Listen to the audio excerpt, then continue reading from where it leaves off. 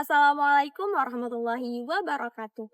Halo semuanya, perkenalkan nama aku Maulida Nisa dari jurusan Pendidikan Bahasa Arab, Fakultas Tarbiyah dan Keguruan, Universitas Islam Negeri Antasari Banjarmasin.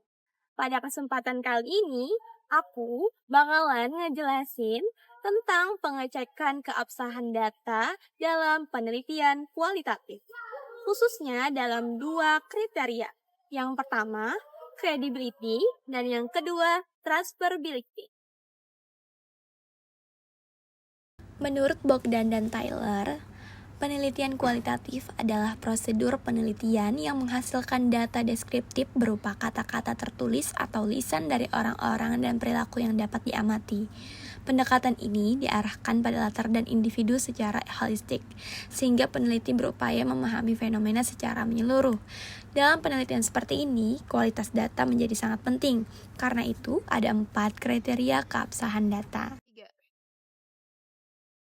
Ada 4 kriteria utama dalam pengecekan keabsahan data kualitatif. Menurut Guba dan Lincoln, ada 4 kriteria utama untuk menilai keabsahan data kualitatif, yaitu yang pertama, credibility atau derajat kepercayaan. Yang kedua, transferability, itu keteralihan. Yang ketiga, ada dependability atau kebergantungan. Dan yang keempat adalah confirmability atau objektivitas.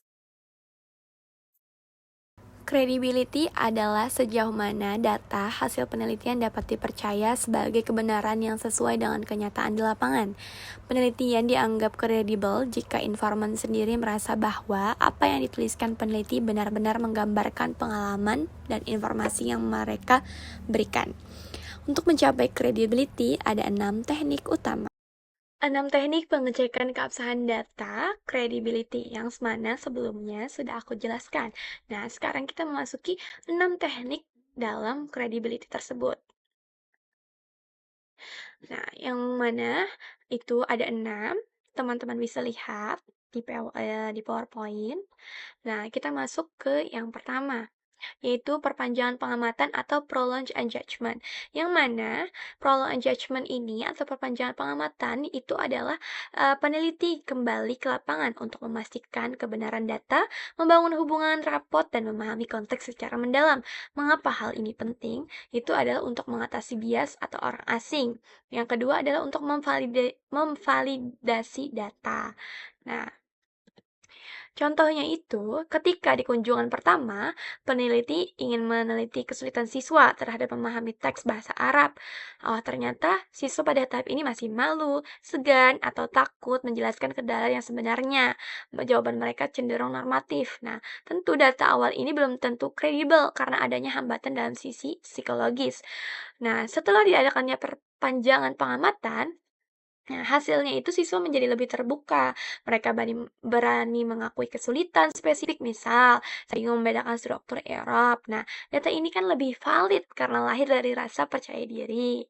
Terus, yang kedua adalah meningkatkan ketekunan atau persistent observation, yang mana dengan melakukan pengecekan ulang secara terus-menerus, bukan hanya melihat sekali lalu menyimpulkan. Cara melakukannya itu dengan observasi berulang, membaca referensi, dan audit dokumen. Contohnya itu adalah dengan memverifikasi metode pembelajaran. Temuan awalnya, peneliti menemukan bahwa seorang guru menggunakan metode TPR, Total Physical Response, yang interaktif dalam satu sesi pembelajaran. Apakah metode ini selalu dipakai atau hanya karena ada peneliti atau pencitraan? Nah, langkah ketekunannya yaitu dengan cek ulang, studi literatur, periksa RPP ataupun modul ajar dari milik guru tersebut. Jika semua sinkron, data bahwa guru menggunakan TPR adalah valid. Terus yang ketiga adalah triangulasi. Nah, yaitu teknik pengecekan data melalui beragam sumber, teknik, dan waktu. Tujuannya bukan mencari kebenaran tunggal, tapi memperkaya pemahaman. Yang pertama itu ada triangulasi sumber, yang mana ini adalah membandingkan perspektif. Data dari sumber-sumber ini tidak dirata-ratakan, tetapi dideskripsikan untuk melihat kesesuaiannya. Contohnya efektivitas metode muhadasah. Jadi, di sini membandingkan dari 3 sumber. Jadi ada sumber 1, sumber 2, dan sumber 3. Jika ketiganya menyatakan metode ini membantu pelafalan, maka data sangatlah kuat. Nah, terus yang B adalah triangulasi teknik, yang mana di sini adalah menggunakan lensa yang berbeda untuk melihat objek yang sama. Apa yang dikatakan di dalam wawancara harus dicek dengan apa yang dilakukan dengan observasi. Nah, seringkali informan mengatakan A tapi perlakuannya malah B. Teknik ini mendeteksi inkonsistensi tersebut. Contohnya, teknik yang satu adalah wawancara, teknik kedua adalah observasi, teknik ketiga adalah dokumentasi. Jika hasil observasi dan dokumen mendukung pernyataan siswa, maka data tersebut adalah valid. Yang ketiga adalah triangulasi waktu, yang mana data ini sering dipengaruhi oleh situasi sesaat, mood, kelelahan, tekanan. Contohnya, ketika di wawancara pertama siswa ketika ditanya itu setelah selesai kelas, merasa lelah dan terburu-buru. Jadi jawabannya tidaklah sesuai. Terus yang kedua adalah wawancara, dilakukan esok hari. Saat istirahat, siswa dapat lebih santai. Jika jawaban siswa tetap konsisten di kedua waktu, maka data tersebut adalah valid. Nah, oke. Yang keempat adalah analisis kasus negatif, yaitu mencari sang pengecualian. Kasus negatif adalah data yang berbeda atau bertentangan dengan temuan mayoritas. Penelitian kualitatif wajib mencari ini, bukan membuangnya. Contoh kasus 15 siswa bilang metode muhadasah efektif, tapi satu orang siswa bilang tidak. Nah, peneliti harus menelusuri satu siswa ini. Kenapa dia berbeda? Apakah karena ia sering absen, kurang percaya diri, ataupun yang lainnya?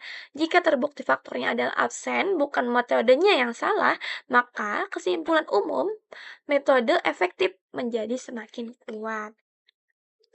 Yang kelima adalah menggunakan bahan referensi. Data butuh bukti pendukung. Bahan referensi adalah alat bukti bahwa penelitian benar-benar dilakukan dan data tidak dilarang. Bentuk referensinya bisa berupa audio, visual, maupun dokumen. Tanpa ini, data hanya sekedar klaim sepihak oleh peneliti. Yang terakhir, tekniknya adalah teknik member check, konfirmasi kepada sumber data, proses mengembalikan data yang sudah dicatat kepada informan untuk dicek kesesuaiannya. Langkah-langkahnya, peneliti menyusun transkrip atau ringkasan temuan, kemudian mendatangi kembali informan, semisal guru.